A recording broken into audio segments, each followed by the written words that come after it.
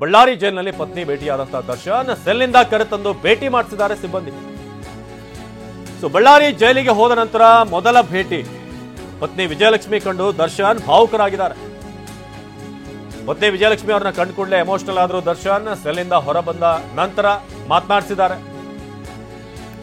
ಇನ್ನು ಜೈಲಿಗೆ ಬಂದಾಗ ಧರಿಸಿದ್ದಂತ ಬ್ಲಾಕ್ ಟಿ ಶರ್ಟ್ ಇತ್ತಲ್ಲ, ಅದರಲ್ಲೇ ಈಗ ದರ್ಶನ್ ಇರೋದು.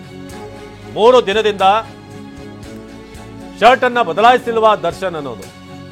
3 ದಿನದಿಂದ ಬದಲಾಯಿಸಿದ್ರು ಅಥವಾ ಮಧ್ಯದಲ್ಲಿ ಏನಾದ್ರು ನೆನೆ ಬೇರೆ ಹಾಕೊಂಡು ಇವತ್ತು ಹಾಕೊಂಡ್ರೆ ಗೊತ್ತಿಲ್ಲ. ಆದ್ರೆ ಬಳ್ಳಾರಿ ಜೈಲಿನಲ್ಲಿ ಈಗ ದರ್ಶನ್ ಅವ್ರನ್ನ ಮೀಟ್ ಆಗಿದ್ದಾರೆ Vijayalakshmi. For the first time ಇಲ್ಲಿಗೆ ಬಂದ ನಂತರ ವಿಜಯಲಕ್ಷ್ಮಿ ಅವರ ಭೇಟಿ. ಜೊತೆಗೆ ಡಿಐಜಿ ಬಹಳ ಸ್ಪಷ್ಟವಾಗಿ ಹೇಳಿದ್ದಾರೆ, ಬರೀ ಅವರ ಸಂಬಂಧಿಕರು, ರಕ್ತ ಸಂಬಂಧಿಕರು, ಪತ್ನಿ ಹಾಗೇನೆ ವಕೀಲರು ಯಾರು ಅವರ ಪರವಾಗಿ ವಕಾಲತ್ತು ವಹಿಸಿದಾರಲ್ಲ, ಇವ್ರನ್ನ ಬಿಟ್ಟು ಬೇರೆ ಯಾರಿಗೂ ಕೂಡ ಪರ್ಮಿಷನ್ ಇಲ್ಲ ಅಂತ.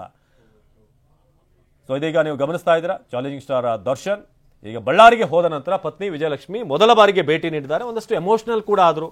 ಸಹಜವಾಗಿ ಅಲ್ಲಿಂದ ಪರಪ್ಪನ ಅಗ್ರಹಾರದಿಂದ ಇಲ್ಲಿಗೆ ಶಿಫ್ಟ್ ಮಾಡುವಂಥದ್ದು ಕೂಡ ಇಷ್ಟ ಇರಲಿಲ್ಲ ದರ್ಶನ್ಗೆ. ಆದರೆ ಆಗಿರುವಂಥ ಒಂದಷ್ಟು ಎಡವಟ್ಟುಗಳು, ಆ ಫೋಟೋ ವೈರಲ್ ಆಗಿದ್ದು, ವಿಡಿಯೋ ಕಾಲ್ ಮಾಡಿರೋದಿರ್ಬೋದು. ಇದೆಲ್ಲ ಆದಮೇಲೆ ಬೇರೆ ಆಪ್ಷನ್ ಕೂಡ ಪೊಲೀಸರಿಗೆ ಇರಲಿಲ್ಲ, ಅಲ್ಲಿನ ಜೈಲಾಧಿಕಾರಿಗಳಿಗೂ ಕೂಡ ಇರಲಿಲ್ಲ. ಇವ್ರನ್ನೆಲ್ಲ ಒಟ್ಟಿಗೆ ಬಿಟ್ಟರೆ ಮತ್ತೆ ಒಂದಷ್ಟು ಜನರ ಮುಂದೆ ಸರ್ಕಾರಕ್ಕೆ ಎಲ್ಲ ಕೂಡ ಮುಜುಗರ ಇದು. ಆ ಕಾರಣಕ್ಕೆ ಬಳ್ಳಾರಿಗೆ ಶಿಫ್ಟ್ ಮಾಡಲೇಬೇಕಾಯಿತು.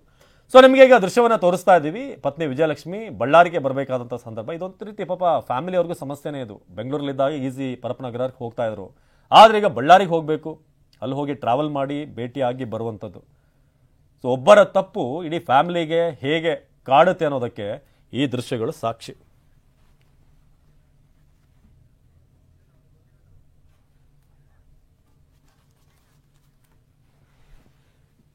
ಪತ್ನಿ ವಿಜಯಲಕ್ಷ್ಮಿ ಕಂಡು ದರ್ಶನ್ ಭಾವುಕರಾಗಿದ್ದಾರೆ.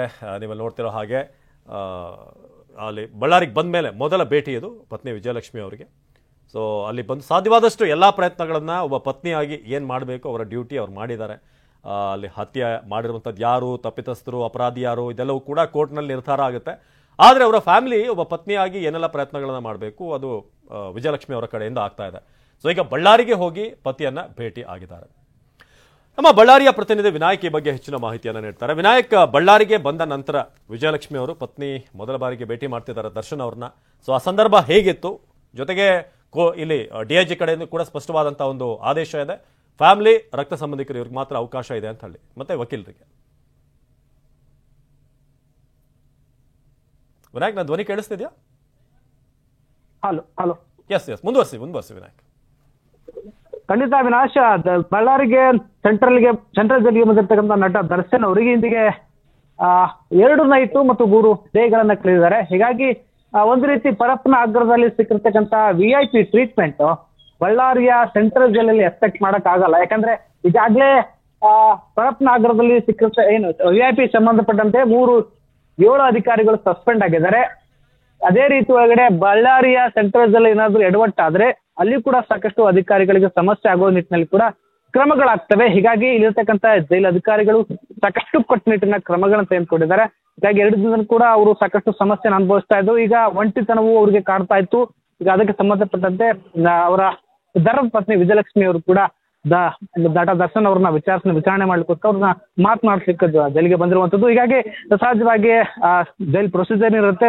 ಸಂಬಂಧಿಕರಿಗೆ ಜೈಲಿಗೆ ಡಿಐಜಿ ಕೊಟ್ಟಿರ್ತಕ್ಕಂಥ ಮಾಹಿತಿ ಪ್ರಕಾರ ರಕ್ತ ಸಂಬಂಧಿಗಳಿಗೆ, ವಕೀಲರಿಗೆ ಬಿಟ್ಟರೆ ಯಾರಿಗೂ ಕೂಡ ದರ್ಶನ್ ಅವರನ್ನ ಮೀಟ್ ಮಾಡುವಂತಹ ಅವಕಾಶ ಇರುವುದಿಲ್ಲ. ಹೀಗಾಗಿ ಈಗಾಗಲೇ ಪತ್ನಿಯವರು ಬಂದು ದರ್ಶನ್ ಅವರನ್ನ ಮೀಟ್ ಮಾಡಿದ್ದಾರೆ. ದರ್ಶನ್ ಅವರನ್ನ ಮೀಟ್ ಮಾಡಿದ ತಕ್ಷಣನೇ ಅವರನ್ನ ನೋಡಿ ದರ್ಶನ್ ಅವರು ಸಂಪೂರ್ಣವಾಗಿ ಭಾವುಕರಾಗಿದ್ದಾರೆ. ಯಾಕಂತಂದ್ರೆ ಈಗ ಮಾಡಿರ್ತಕ್ಕಂತಹ ಒಂದು ರೀತಿ ಪಶ್ಚಾತ್ತಾಪದ ಭಾವನೆ ದರ್ಶನ್ ಅವರಿಗೆ ಕಾಡ್ತಾ ಇದೆ ಅಂತ ಹೇಳ್ಬೋದು. ಯಾಕಂದ್ರೆ ಕಳೆದ 3 ದಿನಗಳು ಕೂಡ ಯಾವ ಬಳ್ಳಾರಿ ಜೈಲಿಗೆ ಬಂದಂತ ಡ್ರೆಸ್ ನಲ್ಲೇ ದರ್ಶನ್ ಅವರು ಇರುವಂತದ್ದು. ದೃಶ್ಯದಲ್ಲಿ ಕೂಡ ಗಮನಿಸಬಹುದು, ಅದೇ ಬ್ಲಾಕ್ ಟಿ ಶರ್ಟ್ ಮತ್ತು ಬ್ಲೂ ಜೀನ್ಸ್ ಜೊತೆಗೆ ಅದೇ ಚಪ್ಪಲಿಯನ್ನ ಹಾಕೊಂಡು ಬಂದಿರ್ತಕ್ಕಂಥ ದೃಶ್ಯವನ್ನು ಕೂಡ. ಹೀಗಾಗಿ ಜೊತೆಗೆ ದರ್ಶನ್ ಅವರು ಇರತಕ್ಕಂಥ ಶೆಲ್ನ ಅಳತೆ ಕೂಡ ಕೇವಲ 12/6 ಇದೆ. ಹೀಗಾಗಿ ಸಾಕಷ್ಟು ಸಮಸ್ಯೆಯನ್ನ, ನಿಜವಾದ ಜೈಲಿನ ವಾಸ್ತವ ಸ್ಥಿತಿ ಏನು ಅಲ್ಲಿ ಅರಿವಾಗಬೇಕು ಬಳ್ಳಾರಿ ಜೈಲಲ್ಲಿ ದರ್ಶನ್ ಅವರಿಗೆ ಆಗ್ತಾ ಇರುವಂತದ್ದು. ಹೀಗಾಗಿ ಧರ್ಮಪತ್ನಿ ಅವರು ನೋಡಿದ ತಕ್ಷಣ ಸಾಕಷ್ಟು ಭಾವುಕರಾಗಿದ್ದಾರೆ. ಧರ್ಮಪತ್ನಿ ಅವರು ಕೂಡ ಅವರಿಗೆ ಧೈರ್ಯದ ಮಾತುಗಳನ್ನು ಹೇಳ್ತಾ ಇದ್ದಾರೆ. ಯಾವುದೇ ಕಾರಣಕ್ಕೂ ದರ್ಶನ್ ಅವರೇ ಕುಗ್ಬಾರ್ದು, ನೀವು ಧೈರ್ಯವಾಗಿರಬೇಕು, ಕಾನೂನು ಪ್ರಕಾರವಾಗಿ ನಾವು ಹೋರಾಟ ಮಾಡ್ತೀವಿ ಅಂತ ಮಾತುಗಳನ್ನ ಹೇಳ್ತಾ ಇದ್ದಾರೆ. ಅವಿನಾಶ್, ಧನ್ಯವಾದ ವಿನಾಯಕ್.